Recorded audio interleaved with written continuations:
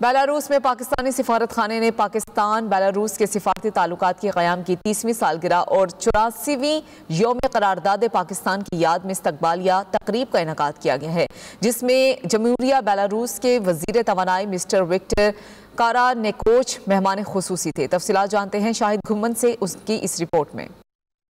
Belarus میں پاکستانی سفارت خانے نے پاکستان بیلاروس کے سفارتی تعلقات کے قیام کی 30ویں سالگرہ اور یوم قرارداد پاکستان کی یاد میں ایک استقبالیہ کا اہتمام کیا، جس میں جمہوریہ بیلاروس کے وزیر توانائی مسٹر وکٹر کارنیچو نے مہمان خصوصی کے طور پر شرکت کی۔ غیر ملکی سفیروں، بیلاروسی معززین، میڈیا کے نمائندوں اور پاکستانیوں کی کثیر تعداد بھی اس تقریب میں شریک ہوئی۔ بیلاروس میں پاکستان کے سفیر سجاد حیدر خان نے 23 مارچ کی تاریخی اہمیت پر روشنی ڈالتے ہوئے بصیرت افروز بانی پاکستان قائد اعظم محمد علی جناح کو خراج عقیدت پیش کیا، جن کی قیادت میں 14 اگست کو پاکستان ایک آزاد قوم کے طور پر وجود میں آیا۔ انہوں نے پاکستان کے 10 ملین تارکین وطن کے تعاون کو، جو سالانہ تقریباً $30 بلین بھیجتے ہیں، ملک کی سماجی اور اقتصادی ترقی میں ان کے کردار کو بھی سراہا گیا۔ سفیر سجاد حیدر خان نے پاکستان اور بیلاروس کے درمیان دو طرفہ تعلقات کا ذکر کرتے ہوئے گزشتہ 3 دہائیوں کے دوران شراکت داری کی ترقی پر بھی روشنی ڈالی۔ بیلاروسی وزیر توانائی نے پاکستان کو اس کے قومی دن پر مبارکباد پیش کی۔ انہوں نے دونوں ممالک میں کامیاب انتخابات، شنگھائی تعاون تنظیم کے اندر تعاون، تجارت اور تعلیم میں اہم کامیابیوں پر روشنی ڈالی۔ تقریب میں state university of culture and science کے طلباء کی جانب سے پاکستانی قومی گانوں کی دھنوں پر لائیو پرفارمنس پیش کی گئی۔